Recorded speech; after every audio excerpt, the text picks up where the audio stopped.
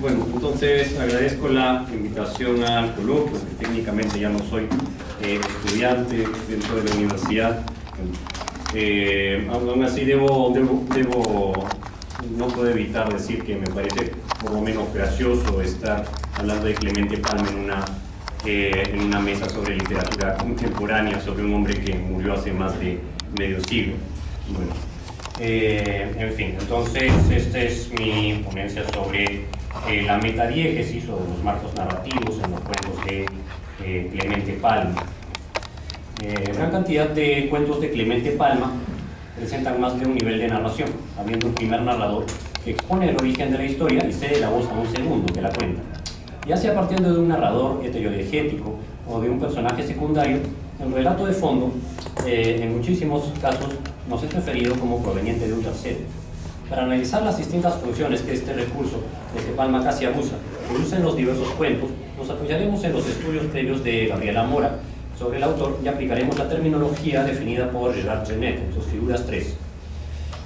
Aunque sus consecuencias puedan a momentos parecer ambiguas, creemos que la contraposición entre los múltiples narradores deja un espacio de juego para una ambigüedad y libertad de lectura buscada por Palma al abordar temas polémicos de posiciones morales atípicas.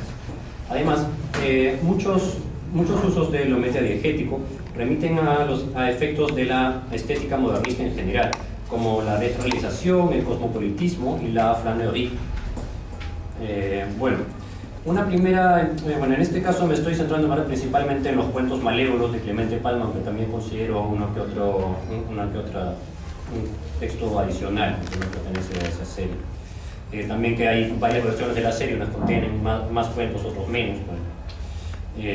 Una primera impresión que podría crearnos un juicio más bien negativo sobre este recurso es que el marco narrativo pareciera frecuentemente estar usado para expresarnos un juicio previo sobre una historia, la cual emociona, extraña o horroriza al primer narrador. Este es el caso de Idealismos, que se presenta como un extraño drama.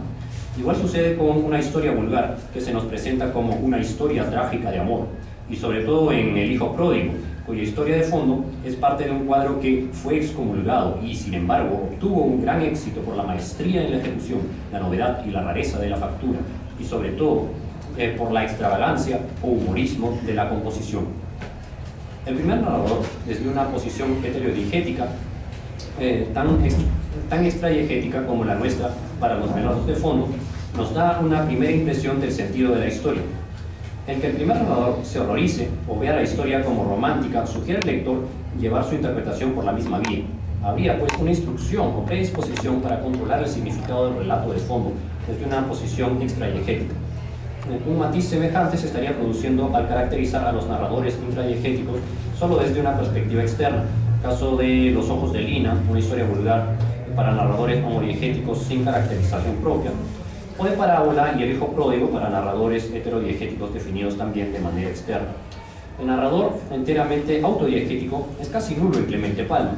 El único ejemplo en los cuentos malévolos sería Vasievich de Los Canastos, es decir, es el único narrador que habla de sí mismo y dice: yo soy así, yo quiero hacer esto y yo decido hacer esto por estas razones. En todos los demás cuentos, en cambio, tenemos un primer narrador que dice: este personaje es así y por eso lo hizo. En esto contrasta con su maestro Edgar Allan Poe, a quien también nombra Augusto Tamayo Vargas. Poe cultivó la autodiégesis y la autocaracterización del personaje maligno en muchos de sus cuentos, El barril de amontillado y el corazón delator, por ejemplo. Palma, en cambio, caracteriza e interpreta la maldad casi siempre desde afuera, dando un juicio que pareciera unívoco y objetivo sobre las situaciones y que privaría al lector de cierta duda y misterio. Curioso que incluso en eso pareciera contrastar con el promedio de sus contemporáneos trazado por Gabriela Mora, que prefieren al narrador personal, actante o testigo de la fábula, que con su subjetividad aminora la distancia con el lector y aumenta su efecto sobre él. En el cuento modernista, Gabriela Mora caracteriza como el eje del quinto evangelio la narración que Satán hace ante Jesús sobre el futuro del cristianismo. En este cuento, entonces, Jesús está en la cruz y Satanás se trepa encima y le empieza a mostrar imágenes de un futuro totalmente decadente en el cielo.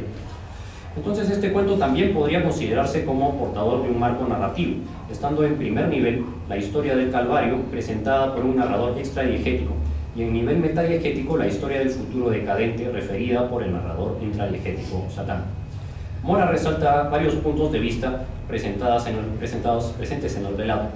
En primer lugar, enuncia que, según el narrador heterodiegético, el diablo es dinámico, fuerte, y se presenta como más sabio y maduro. Si bien Satán aparece moviéndose, subiendo y bajando de la cruz y finalmente rebotando como una pelota de goma, el narrador heterodiegético más bien lo compone de una carcajada espantosa que parecía el aullido de una hiena hambrienta, un aliento corrosivo, una voz burlona, con burlona sonrisa e irónico acento y con oprobiosa mano.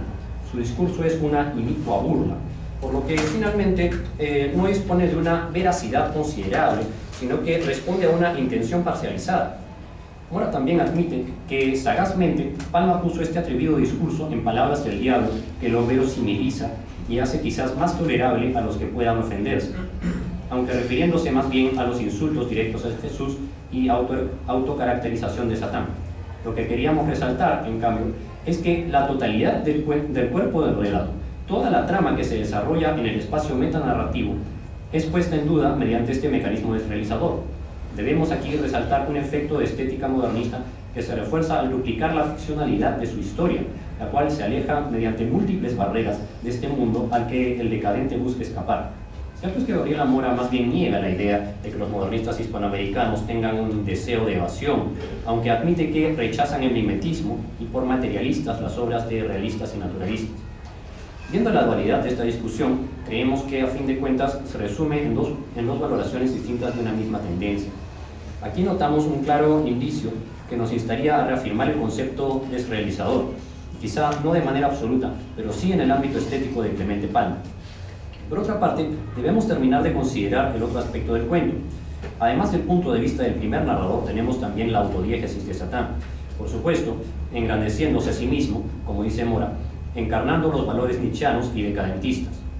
Lo interesante es lo que anunciábamos al comienzo.